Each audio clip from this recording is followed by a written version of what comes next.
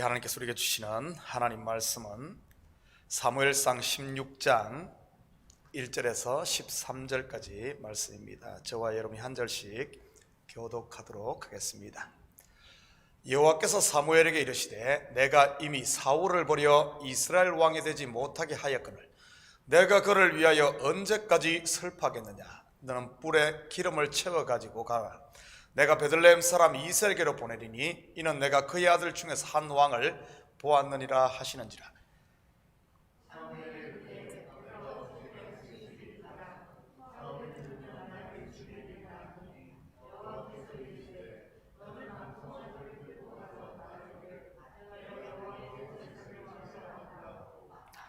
이새를 제사에 청하라. 내가 내게 행할 일을 가르치리니 내가 내게 알게 하는 자에게 나를 위하여 기름을 부을지니라.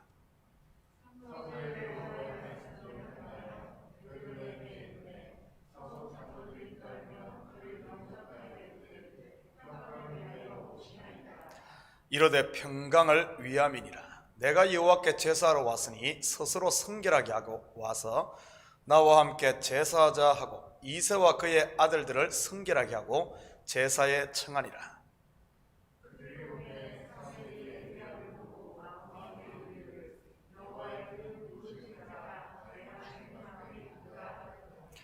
여호와께서 사무엘에게 이르시되 그의 용모와 키를 보지 말라.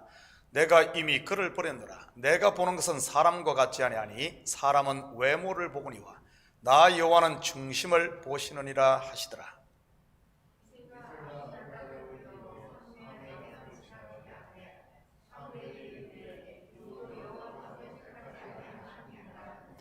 이새가 산마로 지나게 하매 사무엘이 이르되 여호와께서 택하지 아니하셨느니라 하니라.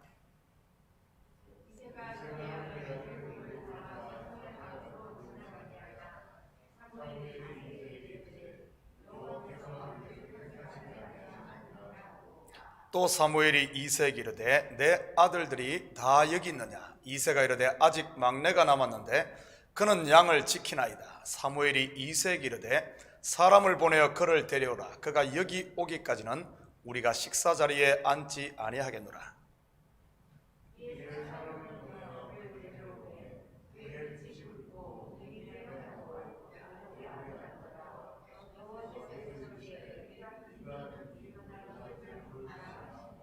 함께 읽겠습니다. 사무엘이 기름 불병을 가져다가 그의 형제 중에서 그에게 부었더니 이날 이후로 다윗이 여호와의 영에게 크게 감동되니라. 사무엘은 떠나고 라마로 가니라. 아멘. 좋은 아침입니다. 우리가 성경을 보다 보면 공통적인 패턴 하나를 발견하게 됩니다. 바로 저녁이 되며 아침이 되니입니다. 다시 말해 언제나 시작은 어둠으로 시작을 한다는 사실입니다. 창세기 1장의 천지 창조의 시작 때도 땅이 혼돈하고 공허하며 흑암이 깊음 위에 있고로 시작을 하지요. 모든 창조가 완성된 후 인류의 시작을 알리는 에덴 동산에서의 이야기도 선악과를 따먹고 쫓겨나는 이야기지요. 쫓겨난 아담과 하와의 가정사도 바로 가인이 아벨을 죽이는 살인으로 출발을 합니다. 아브라함도 마찬가지 아닙니까? 잉태치 못하는 아내 사라와 부모가 없는 조카 롯을 데리고 가나안으로 이주하는 막막한 삶으로 시작하지요. 출애굽기도 매 일반이지요. 애굽에서 종살이하는 이스라엘의 부르짖음 말이지요. 사무엘을 처음 시작할 때도, 사무엘상을 시작할 때도 자식이 없는 한나의 한맺힘 기도로 시작을 했습니다. 오늘 본문의 다윗 왕조의 새 시대를 여는 출발도 예외는 아니네요. 1절 같이 봅니다. 여호와께서 사무엘에게 이르시되 내가 이미 사울을 버려 이스라엘 왕이 되지 못하게 하였거늘 내가 그를 위하여 언제까지 슬퍼하겠느냐. 너는 뿔에 기름을 채워 가지고 가라. 내가 베들레헴 사람 이새에게로 보내리니 이는 내가 그의 아들 중에서 한 왕을 보았느니라 하시는지라. 네가 그를 위하여 언제까지 슬퍼하겠느냐. 사울을 위해 슬퍼하는 사무엘의 모습 속에는 바로 율법의 의로 하늘에 도달할 수 없음을 안 모든 인생들의 절망이 들어있지요. 우리가 이 절망들을 한꺼번에 볼 수 있는 곳이 바로 복음서입니다. 가는 곳마다 절망한 인생들로 인산인해를 이루고 있었지 않았습니까? 각색 병자들을 포함해 귀신 들린 자, 세리와 창기, 외동아들을 잃은 여인 등 말이지요. 사도 바울 또한 이 사무엘의 슬픔이 가슴 속에 있었던 사람입니다. 로마서 7장 24절입니다. 오라, 나는 공고한 사람이로다. 이 사망의 몸에서 누가 나를 건져내랴. 스스로 자기들 위에 왕을 세워 열국들처럼 떵떵거리며 하늘에 닿고자 했던 이스라엘, 바벨탑이 무너지듯이 무너져 음부에까지 낮아졌던 것이지요. 오늘 사무엘의 슬픔이 이 모든 슬픔을 담고 있었던 것입니다. 모두가 절망에 있는 그때 하나님이 사무엘을 일으키십니다. 하나님이 친히 찾아 세울 왕에게 기름을 붓기 위해 말이지요. 2절입니다. 사무엘이 이르되 내가 어찌 갈 수 있으리까? 사울이 들으면 나를 죽이리이다 하니 여호와께서 이르시되 너는 암송아지를 끌고 가서 말하기를 내가 여호와께 제사를 드리러 왔다 하고. 사무엘은 뿔에 기름을 채워 베들레헴 사람 이새에게로 갑니다. 사울이 들으면 나를 죽이리이다. 문자적으로 보면 사울의 정치보복을 두려워하는 사무엘의 모습으로 볼 수 있습니다. 그러나 조금만 깊이 보면 율법의 저주 아래에 매여 두려워하는 이스라엘의 모습이기도 하지요. 이 율법의 저주에서 풀어줄 메시아를 기다리면서 말이지요. 또한 이 모습은 예수님 탄생 시 유대인의 왕이 나셨다는 동방박사들의 소식을 듣고 베들레헴 지경에 있는 2살 아래의 유아들을 살해한 헤롯 왕의 이야기와도 연결이 됩니다. 왜냐하면 다윗의 기름 부음, 즉 왕으로의 탄생은 영원한 우리의 왕으로 오신 예수 그리스도의 예표이기 때문이지요. 그렇게 보면 사울 왕의 또 다른 모습이 헤롯 왕이라고도 볼 수 있겠네요. 그때 두려워하고 있는 사무엘에게 하나님께서 구체적인 방법을 알려줍니다. 사울은 알 수 없는 비밀로 말이지요. 그게 무엇입니까? 바로 제사입니다. 겉으로 보면 사울의 눈속임을 위한 방법처럼 보입니다만 이 속에는 하나님의 구원의 원리를 담고 있는 것이지요. 불순종으로 인해 그들의 수치가 드러나 사형선고를 받은 아담과 하와를 하나님께서 어떻게 구원하십니까? 그들의 수치를 영원히 가려줄 가죽옷을 지어 입혀 줌으로 구원하지요. 이 말은 짐승의 희생 제사를 통해 죄를 사하고 그들에게 의의 옷을 입혀 주었다는 뜻입니다. 범죄한 가인의 후예들이 스스로의 힘으로 구원을 이루려고 한 반면 죽은 아벨 대신에 준 셋은 무엇을 합니까? 창세기 4장 26절입니다. 셋도 아들을 낳고 그의 이름을 에노스라 했으며 그때 사람들이 비로소 여호와의 이름을 불렀더라. 여호와의 이름을 불렀다는 말 또한 제단을 쌓고 제사를 드렸다는 말입니다. 구약의 모든 제사는 결국 십자가 위에서 단번에 드려질 유월절 어린 양 대신 예수 그리스도를 예표하는 것이지요.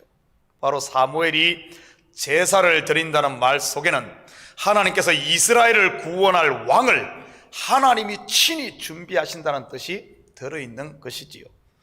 여호와 이레, 바로 모리아 산에서 하나님이 친히 준비한 순양처럼 말이지요. 사무엘은 하나님의 명령대로 베들레헴으로 가서 이새를 제사에 청합니다. 4절 같이 봅니다.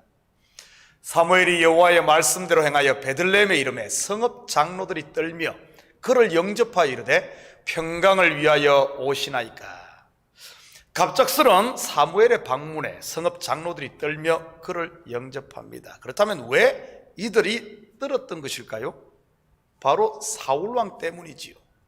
사울 왕을 두려워한 이유가 두 가지 있습니다. 첫째는 온 이스라엘이 사무엘과 사울의 결별, 그리고 사울이 하나님으로부터 버림받은 사실을 알고 있기 때문일 것입니다. 그래서 사무엘이 방문한 사실을 알면 혹시 새 왕을 기름 붓지 않았나 해서 몰살당할 수 있기 때문이지요. 헤롯 왕이 그랬듯이 말입니다. 사실 사무엘 선지자의 방문은 제사 아니면 왕에게 기름 부을 때이니까요. 둘째는 이스라엘이 왕을 요구했을 때 사무엘이 예언한 대로 백성은 왕의 종이 되어 있었음을 암시하기도 합니다. 자기들의 왕을 세움으로 자기들이 왕 노릇할 줄 알았는데 결국 종이 된 것 말이지요. 그에 비해 우리의 참된 왕이신 예수님은 어떻습니까? 우리를 종 만들어서 떨게 하나요? 아닙니다. 만약 예수님을 구주로 믿으면서 두려움으로 종로로 탄다면 아직도 은혜 아래에 있지 못하고 율법 아래 있음을 알아야 합니다. 요한계시록 20장 6절입니다. 이 첫째 부활에 참여하는 자들은 복이 있고 거룩하도다. 둘째 사망이 그들을 다스리는 권세가 없고 도리어 그들이 하나님과 그리스도의 제사장이 되어 1000년 동안 그리스도와 더불어 왕노릇하리라. 바로 그리스도와 더불어 왕노릇하는 게 신앙생활이니까요. 사무엘은 성읍 장로들에게 평강을 위해 왔다고 합니다. 겉으로 보면 장로들을 안심시키려고 한 인사처럼 보입니다만 실제로 평강의 왕을 세워 이스라엘의 평강을 주기 위해 온 것이지요. 앞으로 세워질 왕 다윗은 평강의 왕으로 오실 예수 그리스도를 예표하는 것이니까요. 사무엘은 제사를 준비하고 이새와 그의 아들들을 초청합니다. 6절 같이 봅니다. 그들이 오매 사무엘이 엘리압을 보고 마음에 이르기를 여호와의 기름 부으실 자가 과연 주님 앞에 있도다 하였더니, 사울에게 기름을 부어 왕을 세웠던 경험이 있는 사무엘은 엘리압을 보자 바로 여호와의 기름 부을 자라고 생각을 했습니다. 왜 그랬을까요? 이 엘리압이 사울처럼 아마 보기에 출중했던 것 같습니다. 사무엘이 자기 경험과 외모로 판단을 했듯 우리도 그렇지 않습니까? 누가 교회에서 열심히 하면 믿음 좋은 사람으로, 반대로 그렇지 못하면 믿음 없는 사람으로 말이지요. 사실 믿음은 그렇게 쉽게 판단할 수 있는 것이 아닌데 말입니다. 여러분은 믿음이 있는 사람인지 아닌지 어떻게 알 수 있습니까? 그날의 기분이나 감정으로 압니까? 여러분의 의지로 압니까? 아닙니다. 믿음은 고난과 환난을 통해 드러나는 것이죠. 마치 금이 도가니를 거쳐야 정금이 되듯이 말이지요. 그리고 믿음을 달아보는 저울은 바로 말씀에 순종하는가 그렇지 않은가입니까? 결국 순종은 자기의 십자가를 지는 자기 부인이고요. 그렇기 때문에 믿음이 좋을수록 사람들에게 드러나지 않는 경우가 대부분입니다. 보화가 밭에 감추어 있듯 믿음도 그런 것이지요. 7절 같이 봅니다. 여호와께서 사무엘에게 이르시되 그의 용모와 키를 보지 말라. 내가 이미 그를 버렸노라. 내가 보는 것은 사람과 같지 아니하니 사람은 외모를 보거니와 나 여호와는 중심을 보시느니라 하시더라. 많이들 암기하고 있는 구절이지요. 사람은 외모를 보거니와 나 여호와는 중심을 보시느니라. 사람은 겉을 보는데 하나님은 우리 마음을 보신다는 말입니다만, 이 구절은 조금 더 깊이 있게 후속사의 관점을 한번 보십시다. 먼저 내가 이미 그를 버렸다 는 말이 무슨 뜻일까요? 이 엘리압이 들으면 상처받게 말입니다. 물론 하나님이 사무엘에게만 말했으니 엘리압은 모르겠지만 말이지요. 이 말은 엘리압 개인을 버렸다기보다는 더 이상 외모, 즉 스스로에게 난 율법의 의로는 이스라엘을 구원할 수 없다는 선언이지요. 사울 곧 율법으로는 더 이상 안 된다는 말입니다. 그리고 여호와는 중심을 보시느니라고 하시네요. 무슨 의미일까요? 구속사로 말이지요. 그 중심에 예수가 있는가 하는 것을 본다는 말입니다. 바로 성령으로 거듭났는가, 구원의 기준이 바로 이 사실이라는 사실이지요. 다시 말해 구원은 우리의 어떠함이 아닌 하나님의 어떠함으로 된다는 말입니다. 그리고 우리에게 은혜로 주어지는 것이며 하나님은 바로 그것을 보신다는 말이지요. 우리 속에 그 은혜가 있는지 없는지 말이지요. 속에 빛이 있으면 반드시 비치게 되고 생수가 있으면 섬에 나오게 되어 있습니다. 속에 생명이 있으면 언젠가 싹을 틔우고 꽃을 피워 열매를 맺게 되지요. 바로 중심에 영생의 주인이신 예수님의 은혜가 있으면 성도들에게 감사가 나오고 찬송이 나오고 그리스도의 사랑이 나오게 되는 것입니다. 세상 사람은 외모를 보지만 하나님은 중심을 보신다는 사실을 기억하시고 세상 사람들의 기준에 맞추려고 하지 마시고 항상 여러분 속에 하나님의 은혜가 있는가, 하나님과 동행하는가, 이 사실에 집중하시기 바랍니다. 그 뒤에 둘째 아비나답, 셋째 삼마, 그리고 결국 7 아들을 다 사무엘 앞을 지나게 하지만 하나님께서 그들을 택하지 않았습니다. 11절 같이 봅니다. 또 사무엘이 이새에게 이르되 내 아들들이 다 여기 있느냐? 이새가 이르되 아직 막내가 남았는데 그는 양을 지키나이다. 사무엘이 이새에게 이르되 사람을 보내어 그를 데려오라. 그가 여기 오기까지는 우리가 식사 자리에 앉지 아니하겠노라. 7 아들이 다 지나갔는데도 기름 부을 자가 없자 사무엘은 아들이 더 없냐고 묻습니다. 아직 막내가 남았는데 그는 양을 지키나이다. 한마디로 다윗은 집안에서 막내로 등 외 곧 죽은 아들과 같은 존재였습니다. 7 형제가 다 제사 자리에 와 있는데 거기에도 끼지 못하고 홀로 멀리 양을 지키고 있는 8번째 아들 다윗. 안식일이 다 지나고 안식 후 첫날 곧 제8일 인적이 없는 저 멀리 무덤에서 일어난 일, 서로 연결되지 않습니까? 죽음에서 부활한 예수님과 왕으로 기름 부음 받은 다윗 말이지요. 한마디로 죽었던 왕의 귀환이지요. 하나님의 능력으로 하나님의 은혜로. 12절입니다. 이에 사람을 보내어 그를 데려오매 그의 빛이 붉고 눈이 빼어나고 얼굴이 아름답더라. 여호와께서 이르시되 이가 그니 일어나 기름을 부어라 하시는지라. 사울과 엘리압에 대해서는 키를 언급했는데 다윗에게는 전혀 키에 대한 언급이 없네요. 아마 다윗이 제 키만 했나 봅니다. 대신 빛이 붉고, 요한계시록 19장 13절입니다. 또 그가 피 뿌린 옷을 입었는데 그 이름은 하나님의 말씀이라 칭하더라. 붉은색은 피를 상징하는 것으로 백성들 위에 군림하는 왕이 아닌 섬기며 희생하는 왕의 모습을 보여주는 것이지요. 눈이 빼어나고, 이 말은 2가지 의미가 있습니다. 먼저는 눈은 마음의 등불로서 마음이 청결하다는 의미와, 또한 눈은 무심령들을 살피고 안다는 뜻이지요. 다윗이 백성들의 마음을 살피고 그 심령이 하나님께 있다는 것을 보여주는 것입니다. 얼굴이 아름답다는 모세의 얼굴이 빛이 나듯 하나님의 은혜의 빛이 그 얼굴에 있다는 뜻입니다. 바로 다윗의 모습을 통해 예수 그리스도의 모습을 담고 있는 것이지요. 사무엘은 다윗에게 기름을 붓고 그는 여호와의 영에 크게 감동됩니다. 사랑하는 성도 여러분, 오늘 본문의 이야기는 다윗과 예수님으로 끝나는 이야기가 아닙니다. 바로 저와 여러분의 이야기지요.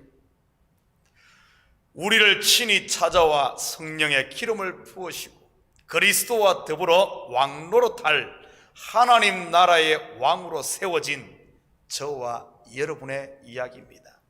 오늘 하루도 왕이지만 군림하는 왕이 아닌 섬기는 왕으로 오신 예수님처럼 여러분의 삶의 현장에서 우리에게 친히 기름 부어 세우신 그분의 선한 청지기로서 그분의 일을 잘 감당함으로 하나님께 잘했다 칭찬 듣는 이런 복된 하루가 되시기를 주님의 이름으로 축복합니다. 같이 기도합니다. 사랑의 아버지 하나님, 참으로 감사드립니다. 친히 아버지 하나님 베들레헴에 찾아오셔서 아무도 알아주지 않는 다윗을 픽업하여 기름 부어 세우시고 그 이스라엘 위에 왕으로 세워 아버지 하나님 평강의 왕으로 이스라엘을 다스리게 하신 하나님, 우리를 위해 친히 이 땅에 오셔서 아버지 하나님 우리를 또 픽업하시고 우리를 이 땅뿐만 아니라 영원한 나라에서 왕노릇하게 하기 위해 오신 주님, 참으로 이 시간까지 우리가 율법 아래 세상 아래에서 신음했다면 이제는 아버지 하나님 이 신음 소리가 그치고 한숨은 가시고 그리스도와 더불어 왕노릇하며 그분을 왕으로 모시고 사는 평강의 삶을 살 수 있도록 우리 주님 도와주시옵소서. 아버지 하나님, 혹시 아직도 어둠이 있다면 아버지 하나님 더 이상 어둠에서 고통하지 말게 하시고 마음을 활짝 열어 주 예수 그리스도를 나의 왕으로 모심으로 말미암아 아버지 하나님 새 날이 시작되는 저희들 되게 도우시고 이 새벽 간구하는 기도 제목마다 주님 주께서 친히 들으시고 속히 응답하여 주시옵소서. 감사드리며 예수님의 이름으로 기도드립니다. 아멘.